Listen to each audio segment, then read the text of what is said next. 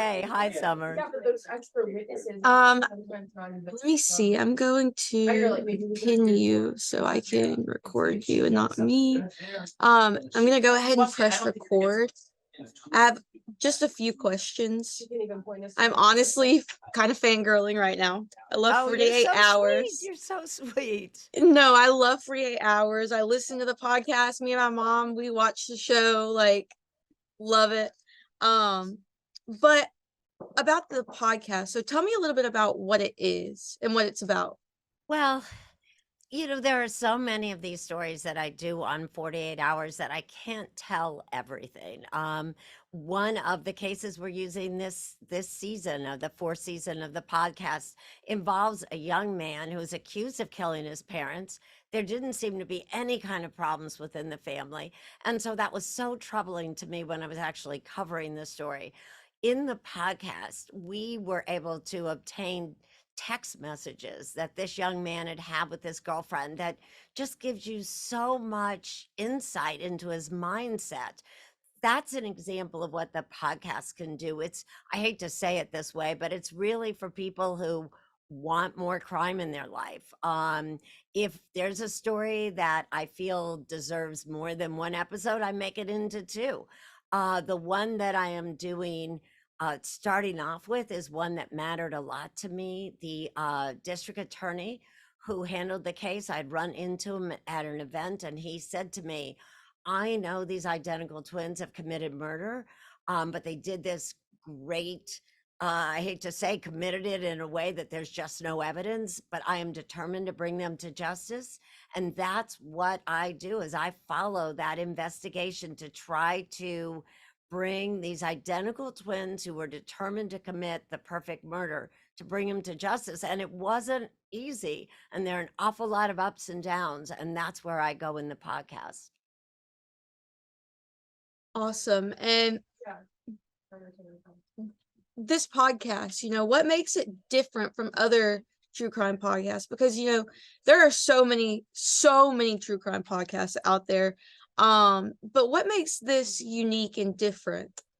I really do think that this podcast is set apart from others because we are so fact-based. If you listen to crime podcasts, you know that often the host will either quote something that he or she read or express his or her own opinion.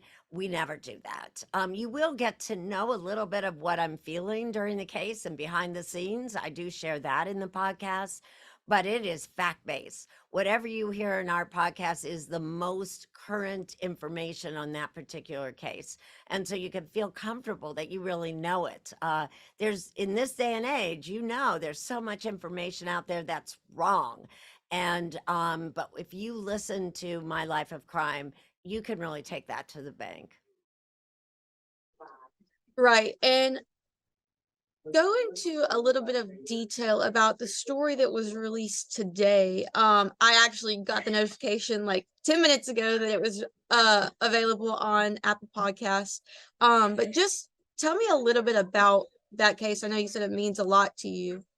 Well, Summer, I should give a little bit of background about myself. I'm a twin, and and I have a close relationship with my sister, but I can't imagine either one of us ever deciding to commit murder together. That's what these twins did. It's actually so shocking. And then when you learn, because one does eventually, one of the twins divulges exactly what happened. When you hear what happened, how these two individuals who are tightly bonded the way identical twins are, uh, set out to commit a murder, watching crime shows so they'd know how to do it, to wear plastic so their DNA wouldn't go anywhere, to hit a victim once so you don't have blood spatter. That part is both interesting and frightening.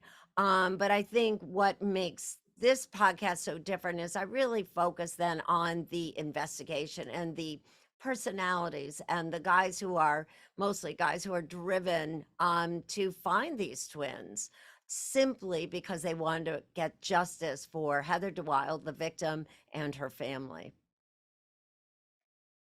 Yeah, that's crazy story. But I know, like, with stories like that and a lot of stories that you cover, not just on the podcast, but in 48 hours, I mean, you speak with a lot of families and investigators. What kind of toll does that take on you mentally? I mean, a lot of these stories are really, really horrific things. So what is that like for you? It's interesting, Summer. I've been doing this a long time, and sometimes I'm surprised I'm still doing it. But I think it's because I focus on the heroes in these cases and their heroic acts. I mean, look, Scott Story, I haven't seen him for a while, but he has stayed in my head because he was the kind of DA we all want. Someone who really wants to get it right, but get justice for the victim. Or the family members of the victim who are determined to get justice. Or sometimes, I mean, I do a lot of wrongful convictions, these individuals who the system failed them. And I feel that I'm uniquely positioned because I'm a lawyer to really explain how the system failed them. Um, and so that is what keeps me going. Yes, some of these cases, the details are horrific, and I have to admit they get to me. But I can't stop doing them because I think there's always this next case that I encounter that I think, oh, I've never heard about this before, or people need to hear about this. How often I say that, oh, our viewers, our listeners need to hear this. So that's what keeps me going, even though, yeah, it's tough. That's really amazing. I don't know how you guys do it. I know that, like, not just you guys at 48 hours, but like Dateline in 2020, like it's got to be really, really hard. Especially, talking with family members of loved ones who have died brutally. Um, Last question for you. Can you give me any kind of sneak peek at what we can expect from this podcast, maybe like some stories? Well, one of the stories I'm really excited about is I think I'm going to give listeners a story that I bet they haven't heard. And I really like that. And it involves this very unlikely sleuth, a retired patent attorney who helped identify and land one of the most notorious serial killers in this country. That's my hint. That's my tease. Um, I'm I'm betting that most people who listen will not know this story, and how she got involved in this is fascinating. And so I'm hoping that I just add to the information that people get regularly from 48 hours, but a little bit different. Few more news stories that they haven't heard. That's awesome. Thank you so much for doing this with me. No, I'm really Um, glad you did this, Summer, and say hi to your mother. yes, If you're I watching it will. with your mother, you tell her I said hi. I will.